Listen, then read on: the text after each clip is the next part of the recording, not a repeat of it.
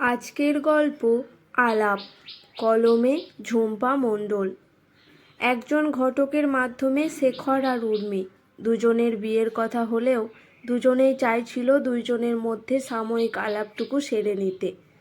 নির্দিষ্ট পার্কে এসে দুজনে একটু ইতস্তত করছিল কিভাবে শুরু করবে কথাবার্তা। অথচ এই তো প্রথমবার নয় তাদের। বিয়ের অভিজ্ঞতা তাদের দুজনেরই আগে হয়েছে, এ তাদের দ্বিতীয়বার। পাণিগ্রহণের আয়োজনে উর্মি ভীষণ সাদামাটা। বিয়ের পছন্দের জন্য পাত্রকে দেখাতে বাড়তি কোনো সাজ নেই তার। একটা তাঁতের শাড়ি, কপালে ছোট্ট টিপ, আর এলোখোপাতে স্বচ্ছন্দ সে। তবে আজ তার চোখ মুখ যেন কেমন এক অসহায়তা আর অপ্রস্তুতের ছাপ। শেখরের পিছন থেকে উঁকি মারছে একটা বছর সাতেকের মেয়ে। ডাগর চোখ দিয়ে সবিস্ময়ে দেখছিল উর্মিকে। এখানে আসার আগে তার বাবা তাকে বলেছে, আজ যার সাথে দেখা করাতে যাচ্ছি তাকে তোমার ভালো লাগলেই তবে তাকে তোমার নতুন মা বানিয়ে বাড়ি আনবো আমি। মা, এই শব্দটা শুনলে তিতলির একটা অস্পষ্ট মুখ মনে পড়ে। তবে তার আজও মনে আছে মায়ের কাছ থেকে পাওয়া গন্ধটা, যেটা সে আজও অনুভব করে মাঝে মাঝে। মায়ের হঠাৎ করে হারিয়ে যাওয়াটা তিতলি ঠিক বুঝতেই পারেনি। অথচ সবাই মিলে হাসপাতালে নিয়ে যাওয়ার সময়ও মা তার হাত ধরে বলেছিল, আমি তাড়াতাড়ি ফিরব, দুষ্টামি করবি না মা। ঠাম্মি আর বাবা তাহলে কষ্ট পাবে। তিতলি দুষ্টামি করেইনি। প্রথম রাতে মাকে ছাড়া ঘুম আসেনি তার। পরের দিন রাতে আলনা থেকে মায়ের শাড়িটা নিয়ে ঠাম্মির কাছে শুতে গিয়েছিল। ধোয়া শাড়ি হলেও মায়ের গন্ধটা লেগে থাকতো তাতে। ঘুম আসতো তাড়াতাড়ি। তার কাছে মায়ের শাড়ি রেখে ঠাম্মি তাকে জড়িয়ে ধরে শুয়ে মাথায় কোকড়ানো চুলে হাত বুলিয়ে দিয়েছিল। তিতলি বুঝতে পারছিল ঠাম্মি নিঃশব্দে কাঁদছিল। কেন জানে না সে। তবে তিতলি ছোট্ট হলেও বুঝতে পারছিল যত দিন যাচ্ছে বাবা আর ঠাম্মির মুখ গম্ভীর হচ্ছে। 5 দিনের দিন ফোন ধরে ঠাকুমা যখন ঢুকরে ওঠে তিতলিকে জড়িয়ে ধরে হাউমাউ করে কাঁদছিল, তখনও তিতলি কিছু বোঝেনি। তবে বিপদ কিছু হয়েছে সেই গন্ধের সাথে ঠাকুমার গা থেকে পাওয়া সুগন্ধি তেলের গন্ধটা পেয়েছিল ভীষণ রকম। মাকে যখন হাসপাতাল থেকে আনা হয় তখন তিতলি দূর থেকে সবিস্ময়ে দেখছিল মায়ের অতিরিক্ত হলুদ হয়ে যাওয়া মুখটা। মাকে কেমন যেন অন্যরকম লাগছে। মুখটা ফোলা ফোলা, চোখ বন্ধ।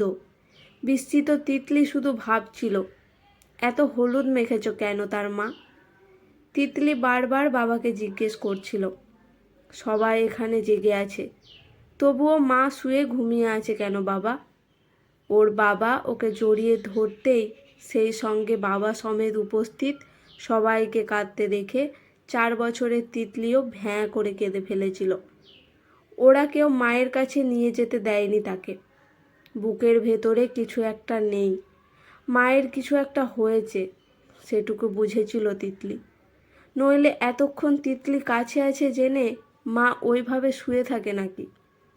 এতদিন পরে ফিরে তাকে আদুরে চুমোয় ভরিয়ে দিত না? অথচ মা কেমন নিশ্চুপ। মায়ের চারিপাশ ঘিরে ছিল শুধু রজনীগন্ধা আর ধূপের গন্ধ। ইদানিং রজনীগন্ধার গন্ধটা মাকে মনে পড়িয়ে দেয়। মায়ের সেই মা গন্ধটা আর কোথাও খুঁজে পায় না তিতলি।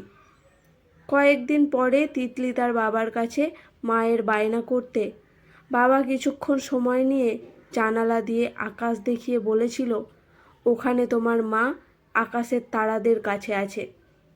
অনেক প্রশ্ন তিতলির মন জুড়ে ঘোরে, কিন্তু তার ছোট্ট মন উত্তর পায় না। মায়ের ওপরে অভিমান হয় খুব। তবুও কতদিন তিতলি রাতের আকাশের তারাদের দিকে তাকিয়ে মনে মনে বলেছে, সবার মা সবার কাছে আছে, এমনকি বাবার মাও বাবার কাছে আছে। তাহলে আমার মা কেন থাকবে না? আমার মাকে ফিরিয়ে দাও ঠাকুর। আজ অবাক চোখে উর্মিকে দেখে তিতলি। তাহলে সেই মা কি ফিরে এসেছে? ঠাকুর কি মাকে এইভাবে ফিরিয়ে এনেছে?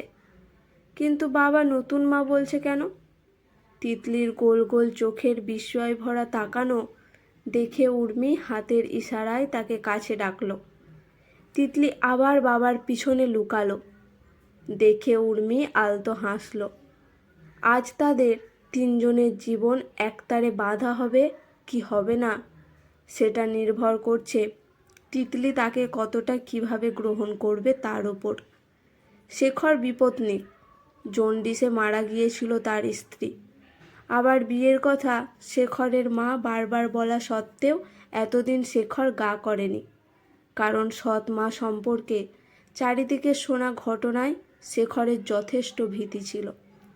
অগত্যা শেখরের বিধবা মা এই কটা বছর দুরন্ত তিতলিকে দেখাশোনা করে এসেছেন। কিন্তু গত বছর শেখরের মায়ের হঠাৎ একটা মাইল্ড স্ট্রোকের ফলে শারীরিক দিক থেকে অনেক কমজোরি হয়েছেন। ফিজিওথেরাপি চলছে। তিনি এখন আর অত তিতলির পিছনে ছুটতে পারেন না। শেখর তাই দিশেহারা। এবারে কিভাবে অফিস আর মেয়েকে একা সামলাবে সে। তাই মায়ের করুণ অনুরোধে 7-5 ভেবে অবশেষে বিয়ের জন্য মনস্থির করেছে সে। কিন্তু এমন মানুষ কোথায় পাবে যে তিতলিকে তার মায়ের মতো যত্ন করতে পারবে? গত 1 বছর ধরে অনেকবার ঘটকের আনা প্রতিটা মেয়ের মধ্যে তিতলির মাকে খোঁজার চেষ্টা করেছে। মেয়ে অন্তঃপ্রাণ শেখরের, কিন্তু কাউকে মনে হয়নি তিতলিকে ভালো রাখতে পারবে বলে। সবাই হ্যাঁ পারবে মুখে বললেও মনে ধরেনি শেখরের। উর্মি মেয়েটা দেখতে সাদামাটা হলেও উর্মির একটা কথা শেখরের খুব মনে ধরেছে। তাই আজ হয়তো স্থির ডিসিশন নিতে পারবে বলে মনে হচ্ছে তার। উর্মির প্রথম বিয়েটা টেকেনি। প্রথমবার মিসক্যারেজ হবার পরে ডাক্তার বলে দিয়েছিল উর্মির আর সন্তান হওয়ার কোনো সম্ভাবনা নেই। তাই দীর্ঘ 7 বছর এই ক্ষুদে সাদামাটা বউকে সহ্য করার পর সিনেমার মতো বউয়ের কষ্টে না কষ্ট পেয়ে বাস্তব সমাজের অনুকরণে তাকে পরিত্যক্ত করে উচিত কাজ করেছে বলে মনে করে উর্মির সেই বর। তাই আবার দ্বিতীয়বার বিয়ে করে এখন 2 সন্তানের গর্বিত পিতা সে। উর্মির মা বাবা কেউ নেই, মারা গেছে ছোটবেলায়। মামা মামির কাছে মানুষ। এখন সে তাদের গলগ্রহ না হয়ে মেসে থাকে। নিজে একটা ছোটদের স্কুলের দিদিমণি। ছোট ছোট বাচ্চাগুলোকে দেখে তার মাতৃহৃদয় আকুল হয়ে ওঠে যেন। প্রতি মুহূর্তে মনে হয় কোথাও যেন কিছু একটা নেই। এই কষ্টটা কুড়ে কুড়ে খায় তাকে। অবশেষে শেখরের সন্ধান পায় সে। আজ ভীষণ দোলাচল এসছিল উর্মি। প্রতি মুহূর্তে মনে হচ্ছিল আজ যেন তার চরম পরীক্ষার দিন। সে কি পারবে ছোট্ট মেয়েটার হৃদয় জয় করতে? উর্মির সাথে এটা সেটা কথা বলতে বলতে তার মুখের রেখা পড়ার চেষ্টা করল শেখর। এত শুধু সাধারণ বিয়ে নয়, এক ধরনের আপোষও বটে। উর্মিকে দেখে তাকে পছন্দ তার হলো কি হলো না সেটা বড় কথা নয়। শুধুমাত্র মেয়ের ভবিষ্যৎ চিন্তা করে উর্মিকে ভালোভাবে পর্যবেক্ষণ করল শেখর। বিশ্বাস করা যায় কি যে মহিলার নিজের সন্তান নেই তিনি কি সন্তান স্নেহ দিতে পারবে তিতলিকে? এ কথা সে বারবার ভেবেছে। কিন্তু উর্মি একমাত্র যে শেখরের সাথে ফোনে কথা বলতে গিয়ে একবার দেখা করার আর্জি জানায়।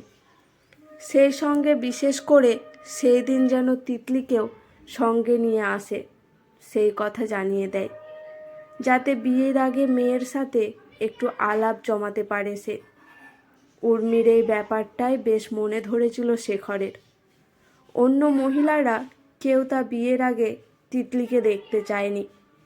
একমাত্র উর্মি এবারে মেয়ে পছন্দ করবে কি না উর্মিকে সেটাই জানার বিষয়। মেয়ে পছন্দ করলেই শেখরেরও আর না করার কিছু নেই। তিতলিকে তার বাবার পিছনে লুকাতে দেখে উর্মির মনের ভেতরের মাতৃহৃদয় কেমন যেন সিক্ত হলো। মনে হলো ঠিক এমন একটি ফুটফুটে কন্যা সন্তান চেয়েছিল সে, কিন্তু ভগবান তা হতে দেয়নি। উর্মির চোখের এই না পাওয়ার কষ্টটা যেন পড়তে পেরেছিল শেখর সেই মুহূর্তে। উর্মি এগিয়ে তিতলির কাছে গিয়ে তাকে কোলের মধ্যে জড়িয়ে নিয়ে তার শূন্য বুক জুড়ালো। শ্বাস ভরে গন্ধ নিল ছোট্ট তিতলির। বাচ্চাদের গায়ের যে একটা আকুল করা গন্ধ থাকে, যেটা তার খুব ভালো লাগে। প্রথম ইতস্তত করলেও ছোটরা বোধহয় ভালোবাসার স্পর্শ ভীষণ রকম বোঝে।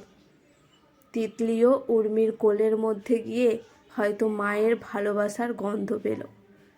উর্মির আদরে ভীষণ আহ্লাদে মনে মনে সে ভাবল, সেদিন সেই ঠাকুরের কাছে ও মাকে ফিরিয়ে দেবার কথা বলেছিল, বলেই কি ঠাকুর ফিরিয়ে দিল তার মাকে। ভীষণ খুশি হয়ে ঝলমল করে ওঠে তার মুখখানি। নতুন মাকে মা বলে ডেকে উঠতেই উর্মি আর শেখরের চোখে জল চলে এলো। দুজনে দুজনের দিকে তাকালো এবং হাসি মুখে মেনে নিল। আজকের গল্পটি এখানেই সমাপ্ত। গল্পটি কেমন লাগলো অবশ্যই কমেন্ট করে জানাবেন। যদি গল্পটি শুনে ভালো লেগে থাকে একটি লাইক করে পাশে থাকবেন। ধন্যবাদ।